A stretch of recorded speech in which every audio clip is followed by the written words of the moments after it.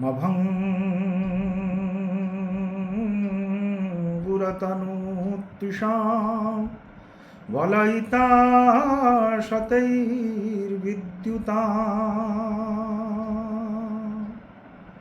कलिन्दनगनन्दिनी तटसुरद्रुमा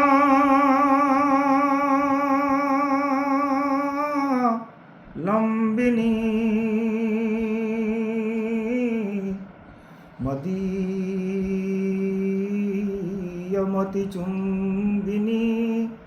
भवतु कापि कादम्बिनी।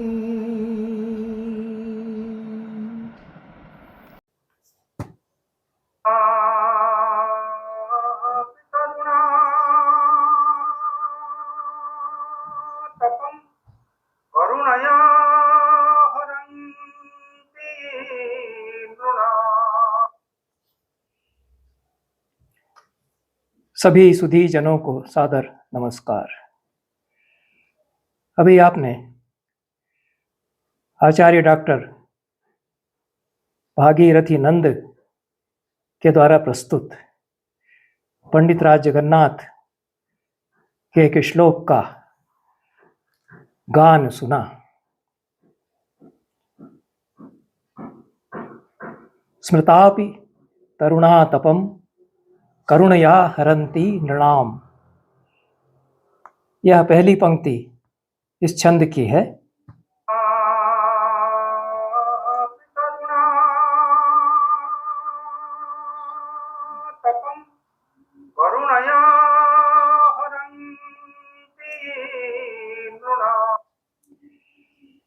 इसमें कहा यह गया है कि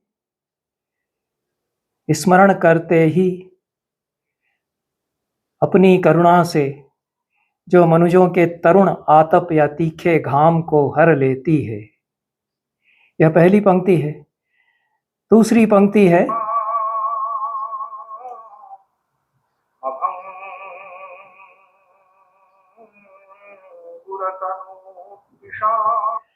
अभंगुरतनुत्विषां वलयिता शतैर्विद्युताम्। अभंगुर कांतियों वाली सौ बिजलियों से जिसके देह की काया वलयित रहती है, ऐसी कलिंदगिरि नंदिनी तटसुरद्रुमालंबिनी। कलिंदगिरि नंदिनी के तट पर उगे सुरद्रुम या कल्पवृक्ष पर जो टिकी हुई है, ऐसी कापि कादम्बिनी मदीयमति चुंबिनी भवतु। ऐसी कोई कादम्बिनी या मेघमाला मेरी मति का चुंबन करती रहे।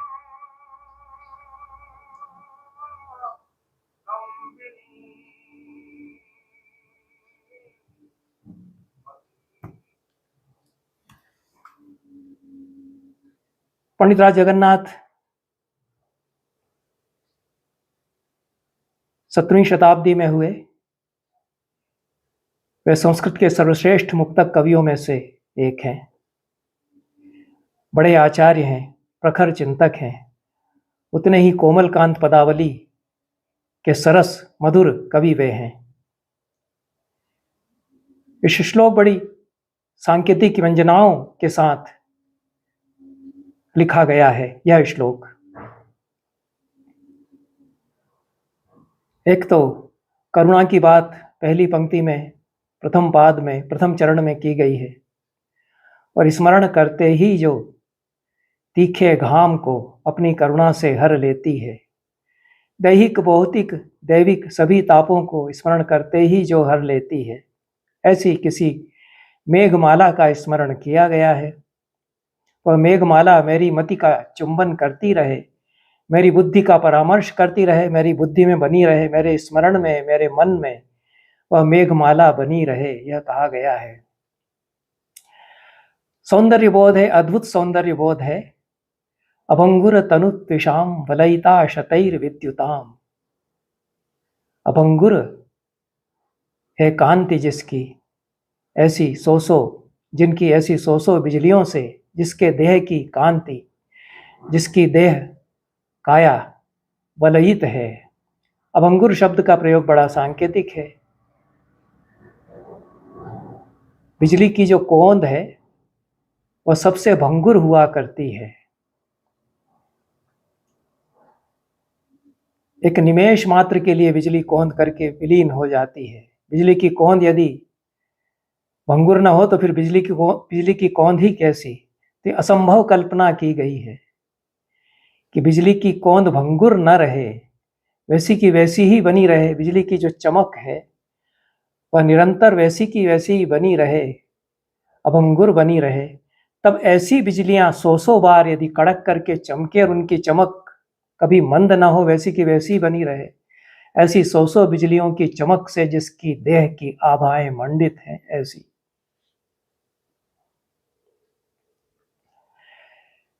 मेघमाला है।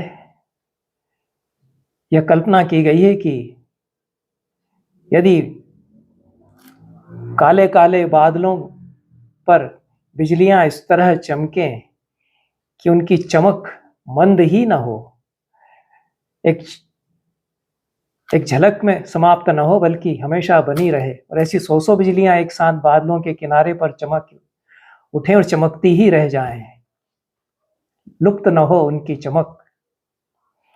ऐसी अभंगुर तनुत्विषाम वलयिता शतैर विद्युताम, ऐसी कोई मेघमाला यदि हो तो यह असंभव कल्पना की गई है। यद्यर्थातिशयोक्ति व्यंजित हो जाती है कि यदि ऐसा होता कि बिजली की कौंध मंद ही न होती, एक झलक में खत्म न होती,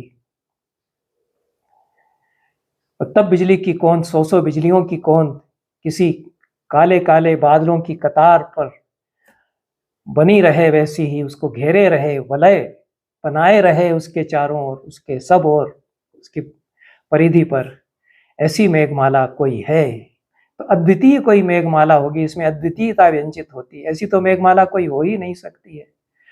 इसलिए असंभव कल्पना है, यद्यर्थातिशयोक्ति व्यंजित हो जाती है। और कलिंद गिरि नंदिनी के तट पर कोई जो सुरद्रुम उगा हुआ है, यह भी एक असंभव सी कल्पना है। कलिंद गिरि नंदिनी कालिंदी है, कालिंदी यमुना है, सूर्य तनया यमुना है। कलिंद पर्वत से निकली होने के कारण कालिंदी उसको कहते हैं। तो कलिंद गिरि नंदिनी यमुना के लिए प्रयोग किया गया है, भी एक अलग प्रकार का प्रयोग है। पंडित राज जगन्नाथ की पदावली ही बड़ी विशिष्ट है। यमुना नहीं कहते हैं, कलिंद गिरि नंदिनी कहते हैं, क्योंकि नंदिनी से आनंदित करने वाली यह भी बोध होता है। इसकी व्यंजनाएं कुछ और हो जाती हैं, एक दुहिता पुत्री का भाव आ जाता है। तो कलिंद गिरि नंदिनी जो कालिंदी यमुना है, उसके किनारे पर तो कदम्ब के वृक्षों का वर्णन किया जाता है। वृंदावन है, कदम्ब के वृक्ष हैं, पर उन्होंने सुरद्रुम कर दिया है। वे जो कदम्ब के वृक्ष हैं वे कल्प वृक्ष हो गए हैं, उन पर कोई टिक गई है मेघमाला, वह मेरी स्मृति में बनी रहे। यह बहुत सारी बातें एक छंद में कहना चाहते हैं। ये जो असंभव सी कल्पनाएं हैं, कविता जो स्वप्न देखती है, वे मेरी स्मृति में बने रहें, यह भी व्यंजना होती है। श्री कृष्ण का संकेत है, यह तो स्पष्ट है ही कि कलिंद गिरि नंदिनी के सुरद्रुम से जो टिकी हुई है कादम्बिनी, वह तो श्री कृष्ण है। वे कलिंद गिरि नंदिनी या यमुना के किनारे किसी कदम्ब वृक्ष से टिक करके खड़े होते हैं, बांसुरी बजाते हैं। उस सब की छवि को संकेत में कह दिया गया है। तो बड़ी सांकेतिक व्यंजनाओं के द्वारा कृष्ण के स्वरूप का वर्णन भी करता है यह श्लोक।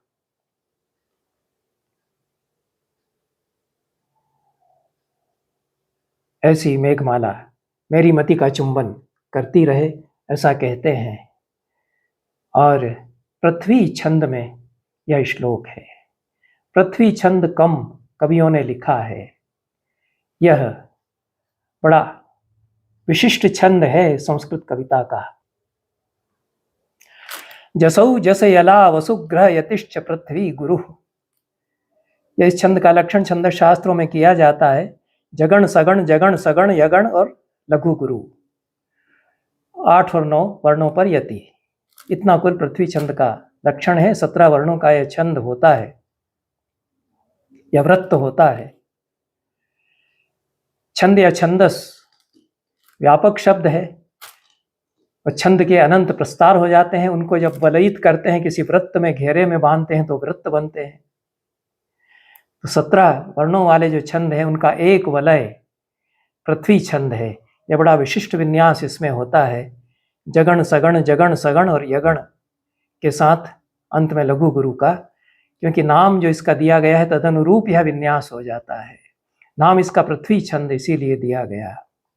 और वसुग्रह यति भी कह करके संकेत छंद शास्त्र के लक्षणकार यही करते हैं कि 8 वसु और 9 ग्रह जैसे समा गए हैं पृथ्वी के साथ, इसमें ऐसे विस्तार और वलयों वाला यह छंद है। पृथ्वी छंद नाम इसीलिए दिया गया है कि पृथ्वी घूम रही है और पृथ्वी की जो गति है उसका बोध इस छंद को पढ़ते हुए होता है। कलिंदगिरि नंदिनी तट सुरद्रुमालंबिनी। 8 कलिंदगिरि नंदिनी, 8 वर्ण इस पर हो गए, यति आई। और तट सुरद्रुमालंबिनी 9 वर्ण, फिर यति आई। ये जो यति और लय और गति का विन्यास है, वैसे से धरती घूमती है और धरती सूर्य के चारों ओर भी घूमती है, अपनी धुरी पर भी घूमती है।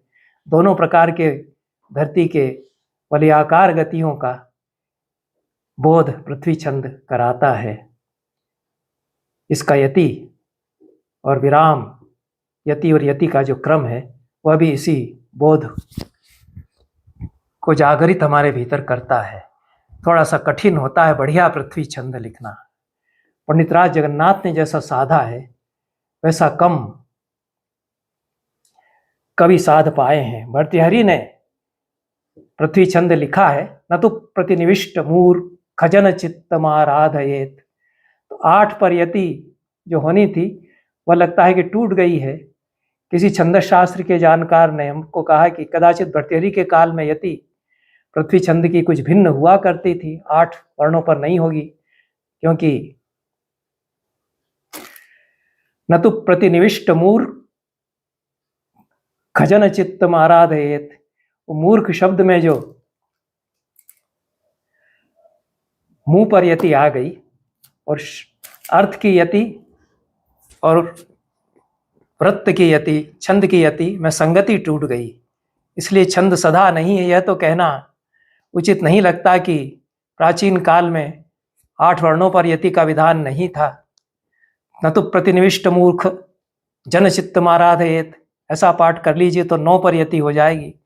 उल्टा हो जाएगा, 8 और 9 पर यति न होकर के 9 और 8 पर यति हो जाएगी। पर अन्य जो पाद हैं उस छंद के, उनमें तो 8 और 9 पर ही यति है। प्रसह्य मणिमुद्धरेत, प्रसह्य मणिमुद्धरेन मकर वक्त दंष्टांतरात, दंष्टांतरात। इसमें जो प्रसह्य मणिमुद्धरेत 8 वर्णों पर यति आ गई, तो उसमें जिस प्रकार से यति सधी हुई है शेष 3 चरणों में, चौथे चरण में नहीं सद पाई।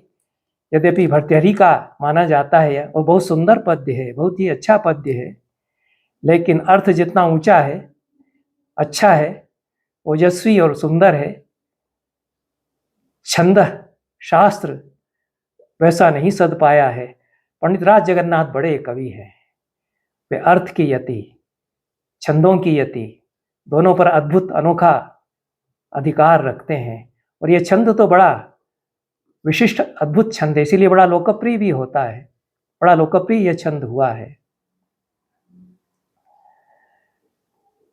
प्राचीन कवियों में पृथ्वी छंद कम कवियों ने लिखा है। आधुनिक कवि जो संस्कृत के हैं उन्होंने भी पृथ्वी छंद कम ही लिखा है। एक कवि अवश्य हैं और आचार्य भागीरथी नंद ही हैं। इसीलिए मैंने जब उनकी कुछ कविताओं का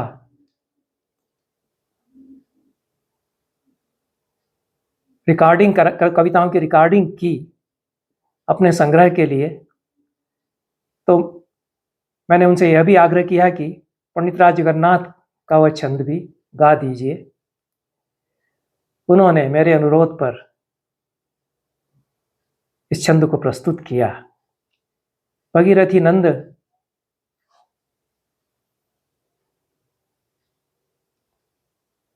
लगभग 40-45 वर्षों से उनका हमारा साथ रहा। जिस प्रकार से वे गान करते रहे हैं संस्कृत छंदों का, उड़ीसा में जो गान पद्धति है, गीत गोविंद की गान पद्धति, संस्कृत स्तोत्रों की गान पद्धति, उसका संस्कार उनको है। और एक समय था जब 45 साल पहले, 40 साल पहले जब वे गान करते थे तो उनकी स्वर लहरियां छंदों के लय पर ऊपर सरकती हुई आकाश तक जाती थी और फिर धीरे धीरे नीचे लाकर धरती पर हमको बिठा देती थी। यह ऊंचाइयां जो छंद शास्त्र का जानकार छंदों का पाठ या गान करते हुए देता है, यह संस्कृत की बड़ी संपदा है और कम लोगों ने इसको सहेज करके रखा है। उनमें से एक भागीरथी नंद भी एक हैं और पृथ्वी छंद में उन्होंने बहुत सारे श्लोक लिखे हैं। चर्चा तो उनके पृथ्वी छंद में लिखे हुए श्लोकों पर ही मुझे करना थी, पर उसके उपक्रम के लिए मैंने पंडित राज जगन्नाथ का जो पृथ्वी छंद का गान है उसको उनके स्वर में प्रस्तुत किया। और पृथ्वी छंद कितना मधुर और ओजस्वी और रमणीय एक साथ हो सकता है, इस छंद का विधान ही कुछ ऐसा है। यह हम देखते हैं अन्य भी छंद संस्कृत के ऐसे ही हैं, चाहे वह श्रद्धरा हो, चाहे शार्दूल विक्रीडित हो। शिखरणी का तो कहना ही क्या है, पर शिखरणी मधुर मनोहर बहुत हो जाती है। ओजस्वी बंद शिखरणी में बनता हो ऐसा कम होता है, जबकि पंचचामर में अद्भुत ओजस्वी बंद और अद्भुत मधुर बंद दोनों अलग अलग बन सकते हैं। मार्चिंग ट्यून की तरह जटा कटाह संभ्रम भ्रमण निलिम्प निर्जरी, यह भी लिखा जाएगा। और अत्यंत मधुर रमणीय पद विन्यास के साथ भी पंचचामर सधेगा। दोनों तरह से साधने पर अलग अलग सधता है। पृथ्वी छंद ऐसा है कि उसमें माधुर्य, लालित्य, ओजस्वी बंध एक साथ, उदार रम्य ओजस्वी, गरीयो लागवान वितम, ये जो भारवी ने कहा वह एक साथ सद सकता है। बड़े कवि यदि हो नई गमोज प्रसादो व रसभाव विदक कवे, ओजस और प्रसाद दोनों को एक साथ साध करके बड़ा कवि चल सकता है, यह महाकवि माघ ने कहा है। पंडित राज जगन्नाथ उस तरह के कवि हैं। उनके सारे ही मुक्तक इस प्रकार के हैं कि ओजस्वी बंध और मधुर पदावली, कोमलकांत पदावली दोनों को एक साथ वे साध लेते हैं। इसलिए कलिंदगिरि नंदिनी तट सुरत द्रुमालंबिनी, यह एक जो तृतीय पाद है इसमें एक समास पूरा उन्होंने बनाया। ये जो गाढ़ बंध और शिथिल बंध दोनों का निर्वाह करते हैं, तो गाढ़ बंध और शिथिल बंध दोनों का निर्वाह करते रहने के कारण माधुर्य और ओजस एक साथ सद सकता है। स्मृतापि तरुणा तपम करुणया हरंती नृणाम, इसमें ओजस और कारुण्य के कारण माधुर्य दोनों एक साथ आ जाते हैं। तरुणातप में तो ओजस का बोध होता है, बहुत तीखा घाम है, वो करुणा की छाया जो करती है अपनी करुणा से, ये जो काले मेघ की करुणा है इसका स्मरण करते हैं। तो कृष्ण का परम कारुणिक के रूप में स्मरण करते हैं पंडित राज जगन्नाथ। बड़ी विशेषता इस छंद की जो पंडित राज जगन्नाथ का है कि अमूर्तन कर दिया गया है, साकार विग्रह का संकेत नहीं किया। जैसे कि एब्स्ट्रैक्ट ये जो अमूर्त पेंटिंग कोई बनाता हो तो कृष्ण को न बनाएगा, काला मेघ बना देगा। कदम के वृक्ष नहीं बनाएगा, कुछ कल्पद्रुम की छायाएं जैसी बना देगा। कालिंदी का पानी मूर्त रूप में नहीं बनाएगा, कुछ कलिंदगिरी नंदिनी रेखाओं में इटलाती खिलखिलाती बह रही है। ये जो एब्स्ट्रैक्शन होता है मूर्त से अमूर्त की ओर जाता है, ये कविता मूर्त से अमूर्त की ओर ले जाती है, साकार विग्रह से निराकार की ओर ले जाती है। और ध्यान जब किया जाएगा तो निराकार में ही जाएंगे। तो कृष्ण का ध्यान इस तरह से करते हैं कि साकार से निराकार की ओर चले जाते हैं। यह पंडितराज जगन्नाथ की कविता है। एक भक्त कवि की भी कविता यह है और बड़े कवि की कविता है। इन शब्दों के साथ यह वक्तव्य मैं समाप्त करता हूँ, लेकिन अगले दिन में मैं जो चर्चा मैंने आरंभ की है उसके क्रम में एक आधुनिक कवि के अच्छे छंद, पृथ्वी छंद, जो आचार्य भागीरथी नंद हैं, उनके प्रस्तुत करूँगा। बहुत बहुत धन्यवाद। नमस्कार।